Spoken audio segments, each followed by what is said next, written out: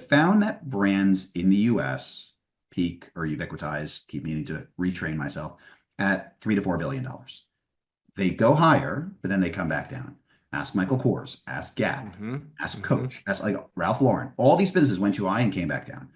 And what it means also, though, is if you're a small business, you have an opportunity. Doesn't mean you're guaranteed to get to three, but you have an opportunity to get there. Abercrombie in the US as a brand is much smaller. And so American Eagle keeps bumping up against that three.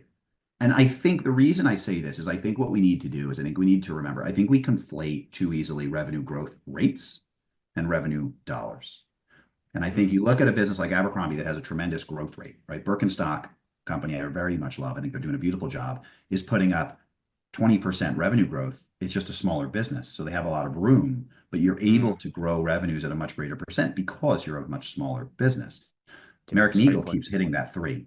And so I would look at that and I would say, listen, I think that there's an element where obviously new fashion silhouettes, trend changes create closet turning events, and that's great.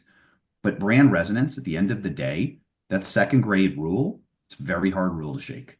Doesn't matter. It doesn't matter if all of a sudden we're back to a red denim phase with the Gap and you need to buy new red denim. There's only so much red denim you're going to get before people start saying, hey, that's too much Gap product.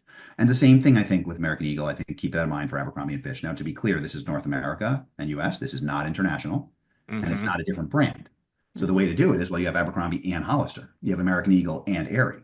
And so now the logical pushback should be, because I told you have to ask three questions to find out if people are BSing. So one of these questions should be, you said companies peak there. Nike, like, hello. And it's true, right? I've got my bar chart and Nike on the bar chart. It's not there.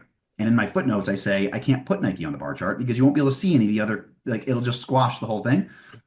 I have hypotheses, but I think it's all about segmentation. It's all about brand. Mm-hmm. I think part of your goal and your job as a retailer or brand is to make sure the consumer doesn't feel like you're ubiquitized.